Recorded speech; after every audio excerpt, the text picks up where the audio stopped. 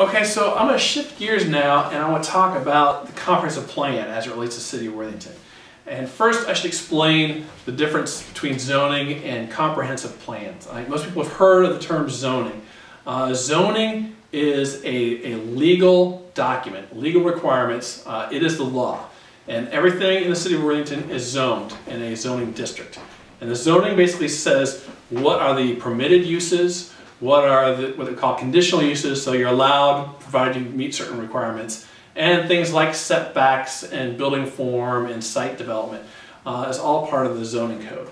And so everything in the city is zoned today, and that is whatever your zoning is today is your legal right, what you're allowed to do with your land today. It's zoned, that's what you're allowed to do. So as long as you do development within the zoning requirements for your parcel in the City of Worthington, you're allowed to do it. You just have to go through certain approval steps. In some cases, if everything's a permitted use, you're just going and getting the right permits from the City of Worthington and getting building permits if you're doing building, and you can start doing your project.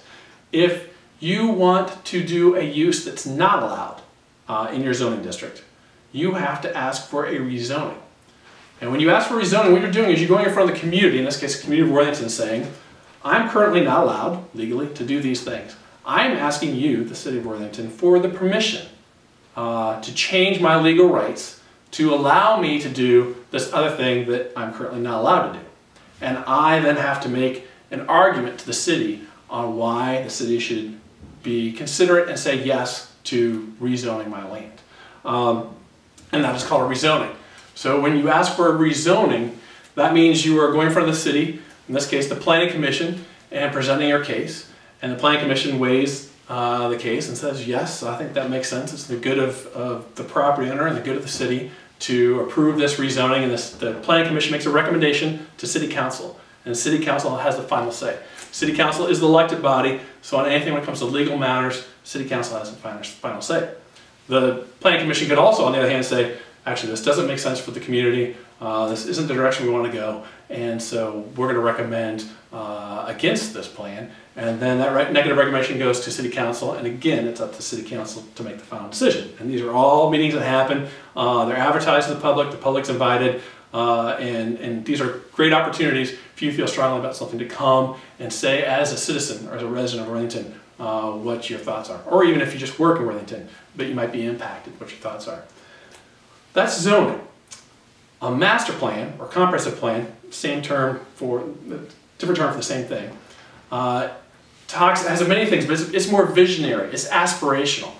Communities do master plans and they look out 10, 15 years and they say, what things should we be trying to improve in our community? And they're guiding documents, they're policy documents to help the city staff and the city council and everybody that's working for the community to understand where the city wants to go. And this is done with public input, is brought into the process, and is distilled into a document that says, all right, our community plan, our comprehensive plan says this is what we want to have happen across the next 15, 20 years. It's usually the horizon, 10 to 20 years. Worthington last updated their comprehensive plan was across a period of time, 2003 to 2005 when it was adopted. So it was a several-year process. There was a number of public meetings. I was involved in writing the plan, so I can speak to that if anybody has questions. But what one of the big pieces of the comprehensive plan is something called the future land use map. And this is the future land use map that was in the comprehensive plan from 2005. So this is the currently approved future land use map. It's very generalized. It's recognizing kind of big land use areas, and it doesn't say that things should change. It just says if they change, this is the direction we'd like to see them change, or this is the direction we'd like to try to encourage things to change. And so what it talked about is this blue area is a Wilson Bridge Road office corridor, going back to this whole income tax equals vitality and services for the city. It recognizes that the Wilson Bridge Road corridor is extremely important to the health and vitality of the city. So we want to continue to work on making this, investing in this office space, helping private properties invest in this office space in the corridor to make it a vibrant place where office users want to locate their businesses and staff, because that in turn then helps the city. The gray area is over by Huntley Road, and that is our industrial section. This is where all our industry and manufacturing and warehouses are. And again, as you saw from that graph, that's a positive. That's a positive in terms of revenue and income producing for the city of Worthington. So the gray area and the blue area, extremely important to the fiscal health of the city of Worthington. These are areas we want to concentrate on and continue to figure out how do we make better, how do we make attractive to the private investor and developer. Likewise, the yellow area, which is North High Street from Old Worthington in the green up to Wilson Bridge Road corridor, also very important because some of our largest office users are located there on large lots with big setbacks and the parking lots behind.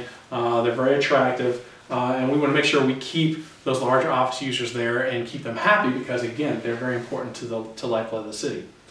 The salmon color, the pink color, is all our residential neighborhoods, almost all single family. We've got great neighborhood schools that serve as kind of the park green anchors for these communities. That's very nicely designed. They're very successful. What the plan says, hey, we want to continue to see people put money into houses to keep them updated. We want people to live there, that have families, and so just keep doing things right there and keep investing in those areas. So it's not a lot that we're saying needs to happen there.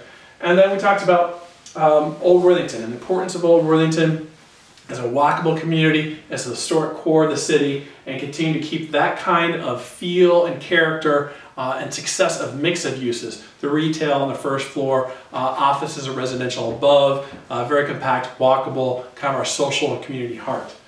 But when it comes to things like redevelopment sites, there was a couple key ones in 2005 that we identified that said if the people that are currently there now, the users currently there now, decided to leave or sell, we should be talking about what would we as a community like to have happen there.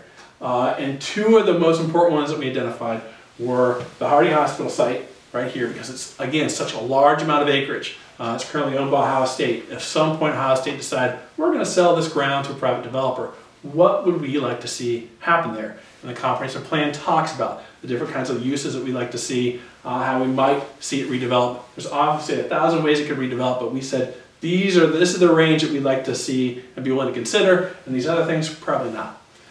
The United Methodist Children's Home, another very large site, and if the United Methodist Children's Home ever decide, hey, you know, we want to sell, see what the market will buy our ground for, we wrote some ideas of what we'd like to see this area redevelop as. And again, there's 1,000 different combinations of how it can redevelop. We said this is the kind of group we'd like to see if it goes that way, if it ever redevelops. The rest of the stuff is not so much what we want to see in the city of Worthington. And this land use map and those concepts that were vetted and discussed by the community and council and the planning commission were adopted in 2005 as part of this comprehensive plan. Now, what does that mean? This is the future land use map. Back to this whole rezoning thing. If someone comes in and says, all right, I want to rezone, I'm Mr. Developer, I'm going to buy the United Methodist Children's Home site, and I'm going to rezone it. It's currently zoned as a special use district. You're allowed to do things like schools, institutional uses, as of right. You're allowed to do that today. They don't have the right to do offices or retail or multifamily residential or even single family residential. These are things they would have to ask for rezoning to do. So they have to come in front of the community. Well, this is where the comprehensive plan comes in. The comprehensive plan has guidance. It says this is what the community has said are the types of things we'd like to see happen on this site. So if a developer comes in and says, I want to rezone this ground, the planning commission and the city council and city staff take this planning commission in the direction that was provided by the comprehensive plan, take the direction provided by the comprehensive plan and say, does the vision, the rezoning request of the developer match the vision in the comprehensive plan? If it does, then we should be recommending yes, and we can put some conditions on there, and the city council should be approving it. If it doesn't, we should be recommending no, and hopefully the city council will follow that.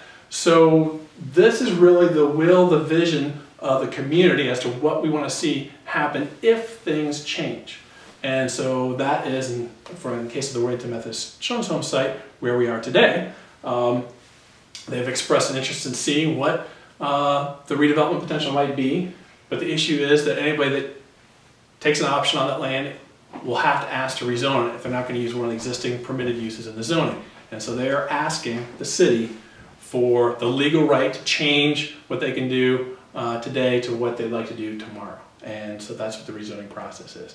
And the community can weigh in. Obviously, you're invited to any of these public meetings. The Planning Commission needs to weigh this. The city and staff need to weigh this. And so I would encourage you to read the Worthington Comprehensive Plan and what it says about this site and other sites, that you can see what the community's vision was for this. And there's always the ability to change a comprehensive plan. If we as a community decide things have changed, circumstances are different, we'd like to see something different than what we originally proposed, or a little different, it's always the option of the city to revise a section, that section, the entire document, and adopt a new vision. But these are the two documents. We have the comprehensive plan, guiding what we want to see happen into the future, and the zoning, what you're allowed to do today. And to kind of make these connections back and forth again, any kind of redevelopment that happens in the city of Worthington, we as a community need to be weighing it on all the stuff that I know we weigh out.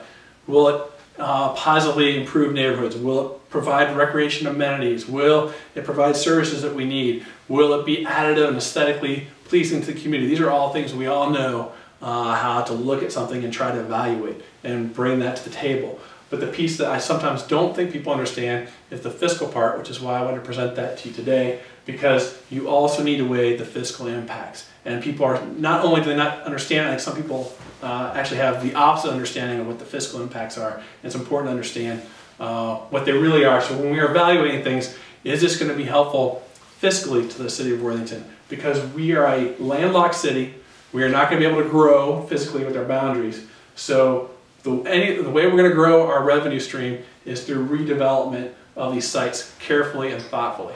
That's the way we're going to grow our revenue stream. That's what we need to do. So thank you very much for your time.